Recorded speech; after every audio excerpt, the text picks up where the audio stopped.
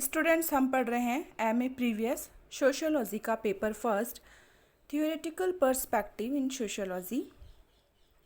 और इसमें हम संघर्ष सिद्धांत के बारे में पढ़ रहे हैं। इससे पहले की वीडियो में हम कार्ल मार्क्स, राल्फ डेरेनडॉर्फ, लेविस कूजर के संघर्ष सिद्धांत के बारे में पढ़ चुके हैं। आज के वीडियो में हम पढ़ेंगे रेंडाल कॉलिंस का संघर्ष सिद्धांत। कॉलिंस एक युवा संघर्ष सिद्धांतवेता हैं और इनका जन्म अमेरिका में 1941 में हुआ था। ये संघर्ष सिद्धांतवेताओं की श्रृंखला में बहुत ही आधुनिकतम माने जाते हैं। इनकी थ्योरी बहुत आधुनिकतम मानी जाती है। इनके द्वारा एक पुस्तक लिखी गई थी, conflict sociology toward an explanatory science. ये किताब इन्होंने 1975 में लिखी थी। ये इनके सिद्धांत से संबंधित एक उल्लेखनीय ग्रंथ माना जाता है। वैसे वास्तव में कॉलिंस फ्रैंकफर्ट संप्रदाय या फ्रैंकफर्ट स्कूल के युवा वामपंथी समाजशास्त्रियों में से हैं।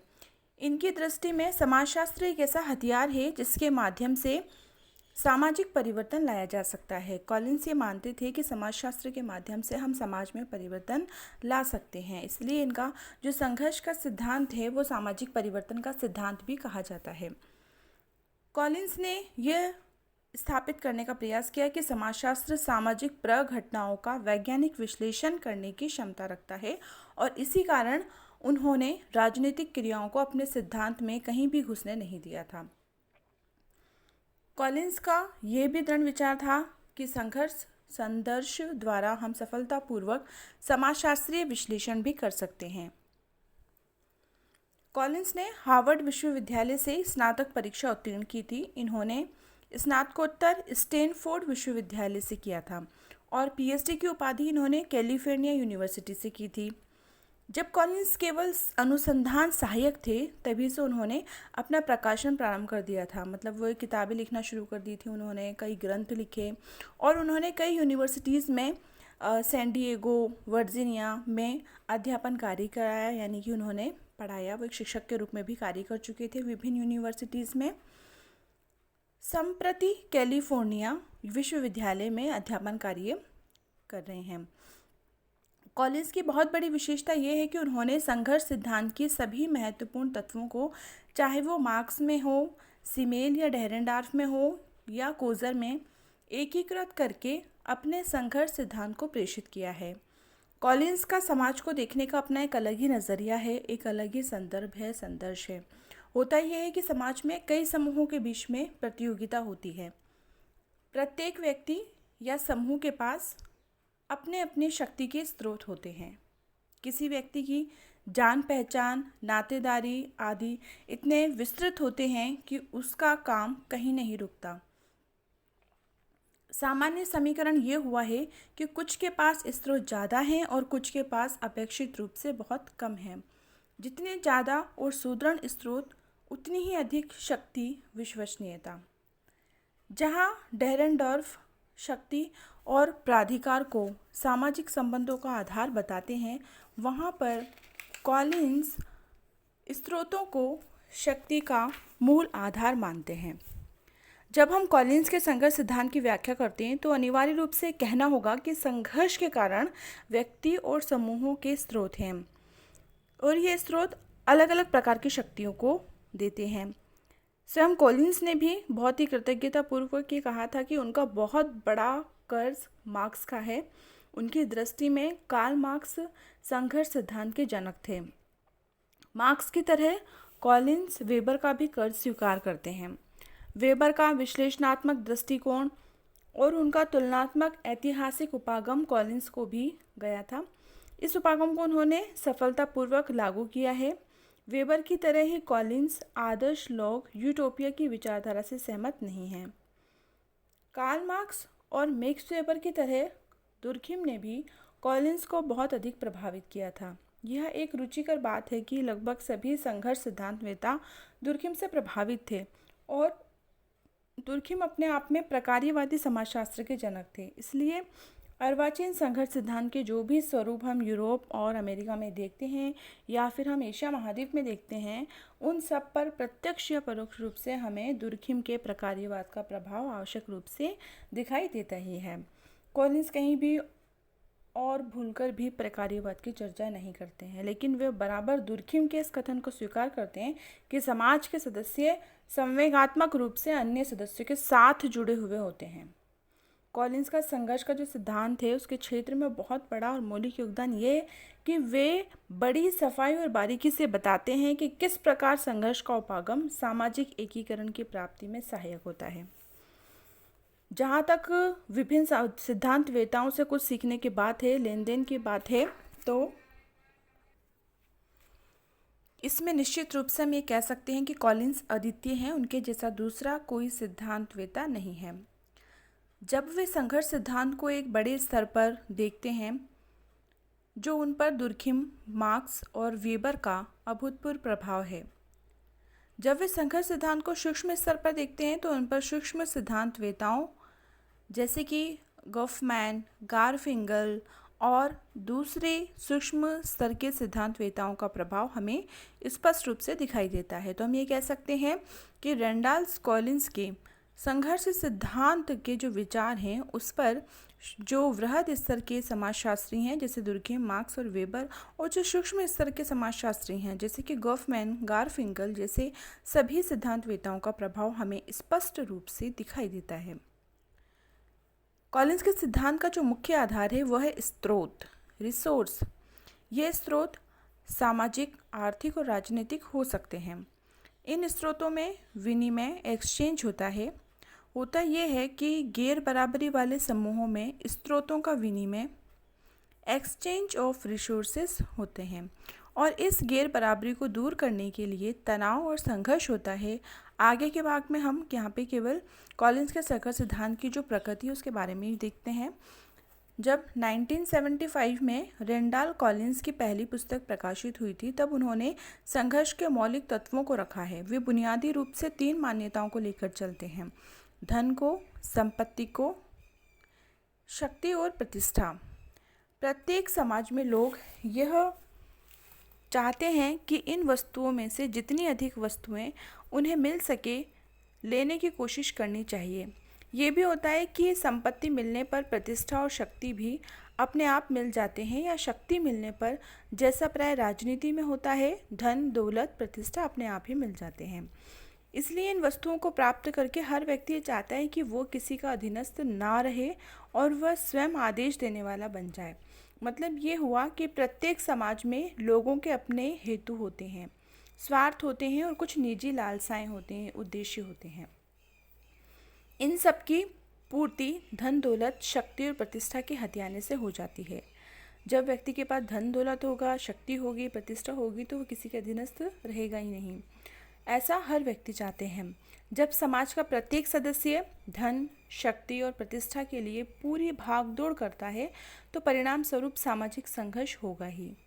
जैसे कि समाज के सभी सदस्य हैं, वे सभी चाहते हैं, उनके सभी के जीवन का एकमात्र यही उद्देश्य होता है कि उनके पास अधिक से अधिक धन हो, मतलब उनके पास ऐसा पद हो, ऐसी पोस्ट हो जिसके कारण सभी के पास अधिक से अधिक धन हो उनके पास, और उनके पास ज़्यादा से ज़्यादा शक्ति हो, प्रतिष्ठा हो, उनके आदेशों का पालन सब करे। तो जब सभी लोगों के ये उद्देश्य होंगे तो उन ऐसे पदों को प्राप्त करने के लिए उनमें आपस में सामाजिक संघर्ष भी होगा। कॉलिंस ये स्वीकार करते हैं कि समाज का प्रत्येक व्यक्ति लालची नहीं होता। ऐसा भी नहीं होता कि प्रत्येक व्यक्ति समान रूप से शक्ति के बंटवारे में भागदौड़ करता हो, या सभी राजनीतिक दलों द्वारा प्रायोजित चुनावों में भागदौड़ नहीं करते हैं। ये भी सत्य है कि शक्ति और प्रतिष्ठा अपने आप में अपर्याप्त होते हैं, इस कारण समाज में संघर्ष तो होना ही है। कॉलिंस संघर्ष सिद्धांत को प्रस्तावित करते हुए कहते हैं कि हम चाहे या ना चाहें संघर्ष तो होगा ही। वे ये अवश्य स्वीकार करते हैं कि कई बार खुली आंखों से हमें संघर्ष होता दिखाई नहीं देता है। ऊपर से लोग बड़े मृदुभाषी दिखते हैं, उनके व्यवहार में बहुत ही क्षण में परिवर्तन दिखाई देते हैं, चापलूसी झलकती है, लगता है जैसे सब ठीक ठाक वो बढ़िया है, लेकिन अंदर से कोई देखे और वास्तव में इस तरह देखना असंभव है तो हमें आग और ईर्ष्या सुलगती हुई दिखाई देती है। शायद इसी कारण कॉलिंस वास्तव में होने वाले संघर्ष, दंगा फसाद और खून खराबा पर अधिक नहीं लिखते। वे कहते हैं कि ऐसी स्थितियां हैं, ऊपर से कोई संघर्ष नहीं, लेकिन अंदर ही अंदर आग सुलगती रहती है। तो यहाँ वास्तविकता ये है कि लोग गरीबी और मुफलिसी को सहन कर सकते हैं, लेकिन कोई भी ये नहीं चाहता है कि उसकी प्रतिष्ठा धूल में मिल जाए। कोई नहीं चाहता कि वो एक पाँव के बल खड़ा होकर दूसरे के आदेशों का पालन करता ही रहे। समाज के छोटे से छोटे व्यक्ति भी अपनी गरिमा को बनाए रखना चाहते हैं, और इस गरिमा को अक्षुण्ण रखने के लिए वे थोड़ी बहुत दौलत, थोड़ी शक्ति, प्रतिष्ठा के लिए संघर्ष करने के लिए तैयार रहते हैं और निरंतर प्रयास करते रहते हैं। जिनके पास अधिक बल होता है वे ही अपनी प्रतिष्ठा को बनाए रख सकते हैं, लेकिन वास्तव में हिंसात्मक रूप से दूसरों पर दबाव बनाए रखना एक महत्वपूर्ण स्रोत हो सकता है। रेंडॉल्फ कॉलिंस ने अपने संघर्ष सिद्धांत में इन स्रोतों के कुछ प्रकार भी बताए हैं। कॉलिंस संघर्ष सिद्धांत का प्रारंभ वैसे सामाजिक संरचना और परिवर्तन से करते हैं। जब कभी संघर्ष होता है तो इस संघर्ष का कोई ना कोई स्रोत व खूंटी है जिससे बछड़ा बंधा है। बिना खूंटी से बंधा बछड़ा मनमानी उछल कूद करेगा तो वो धड़ाम से नीचे भी गिर सकता है। जब कोई व्यक्ति संघर्ष का आह्वान करता है और कहता है गर्दन तोड़ दूंगा, हाथ पैर मोड़ दूंगा, तो बिना किसी खूंटी यानी स्रोत के जिससे उसे सहायता मिल सके, वो इस तरह की चुनौतीपूर्ण वाणी नहीं फूंक सकता, नहीं दे सकता। कहने का अर्थ यह है कि संघर्ष करने वाले व्यक्ति या समूह किसी न किसी स्रोतों पर तो निर्भर रहते ही हैं। कहीं ना कहीं तो उनके पास कुछ पावर रहता है जिस पे वो डिपेंड रहते हैं। जब तस्करी की जाती है तो तस्कर भली प्रकार जानता है कि उसके पास ऐसे राजनीतिक व आर्थिक स्रोत हैं जो उसे जेल के सिकंजों में कभी नहीं जाने देंगे। बिना स्रोत के संघर्ष में कूदना नासमझी कही जा सकती है। अगर किसी व्यक्ति के पास कोई पावर ही नहीं है, कोई सोर्सेज ही नहीं है, और अगर वो ज़बरदस्ती संघर्ष करने लग जाए किसी शक्तिशाली व्यक्ति से, तो वो एक प्रकार की नासमझी समझी जा सकती है, मानी जा सकती है। कॉलिंस ने स्रोतों को 4 भागों में बांटा है। पहला स्रोत उन्होंने बताया है भौतिक और तकनीकी स्रोत। इसमें उन्होंने संपत्ति, साधन, शिक्षा दीक्षा, कुशलता और सर्वाधिक हथियार बताए हैं। दूसरा उन्होंने स्रोत बताया है शारीरिक आकर्षण और शक्ति।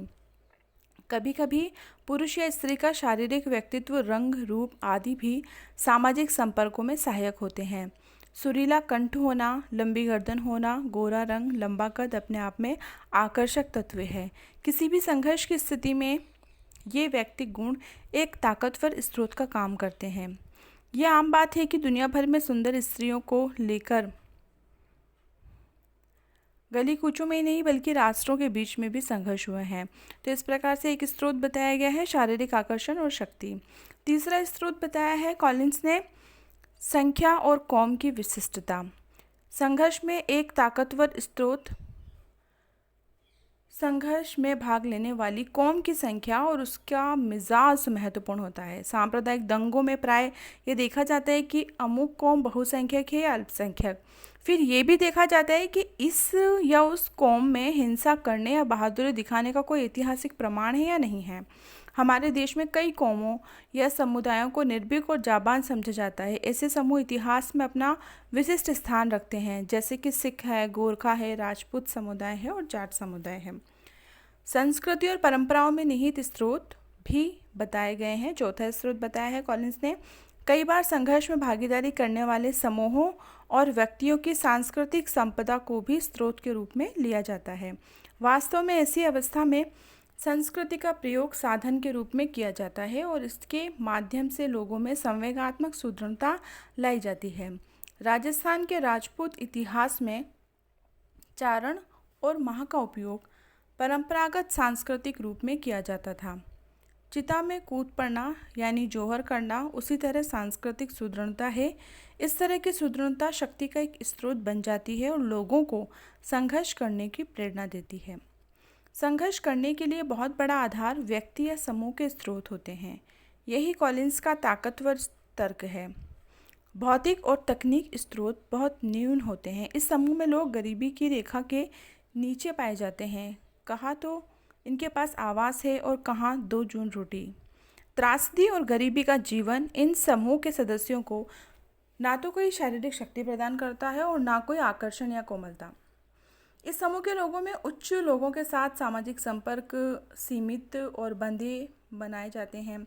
ऐसे अधीनस्थ और पददलित सदस्य उच्च लोगों के साथ किसी तरह का सौदा या समझौता भी नहीं कर सकते हैं। इन समूहों के पास कोई ताकतवर सांस्कृतिक संपदा भी नहीं होती। जब ऐसे दलित समूह संघर्ष की चुनौती देते हैं तो भरोसेमंद स्रोतों के अभाव में उनकी हार लगभग निश्चित होती है और ये संघर्ष के निर्णायक तत्व स्रोत माने जा सकते हैं। कॉलिन्स सामाजिक स्थिरीकरण का विश्लेषण भी इन्हीं 3 स्रोतों धन, दौलत, शक्ति और प्रतिष्ठा के आधार पर करते हैं। कुछ लोगों के पास इन स्रोतों के कारण समाज में गैर बराबरी होती है और इन गैर बराबरी की खाई को पाटने के लिए ही संघर्ष होता है। यदि हम थोड़ा तुलनात्मक दृष्टि से देखें तो जहां मार्क्स संघर्ष का कारण उत्पादन पद्धति से जोड़ते हैं, वहां मैक्स वेबर वर्ग व्यवस्था का कारण शक्ति, प्रतिष्ठा और राजनीतिक दल को मानते हैं। जहां डेरेंडॉर्फ वर्ग यानी संघर्ष का कारण प्राधिकार संबंधों की चौड़ी खाई से मानते हैं, वहां कॉलिन्स संघर्ष का कारण न्यूनतम स्रोतों को मानते हैं। जिस व्यक्ति या समूह के पास न्यूनतम स्रोत हैं वह संघर्ष का आह्वान नहीं कर सकता और यदि किसी संवेग में आकर आह्वान कर बैठता है तो देखते ही देखते उसकी सांस फूल जाएगी, और यह इसलिए कि उसके स्रोतों की स्थिति कमज़ोर एवं खस्ता होती है। कॉलिन्स संघर्ष को पैदा करने वाले स्रोतों की चर्चा करने के बाद धर्म विधि विनिमय की व्याख्या भी करते हैं। किसी भी धर्म विधि में कुछ तत्व होते हैं, ऐसा कॉलिन्स का मानना था।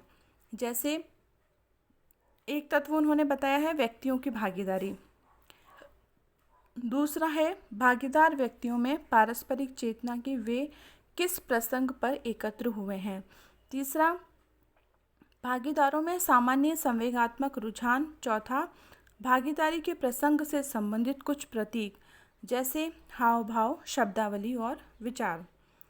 धर्म विधि विनिमय का एक उदाहरण उन्होंने दिया। अयोध्या में सरयू नदी का किनारा।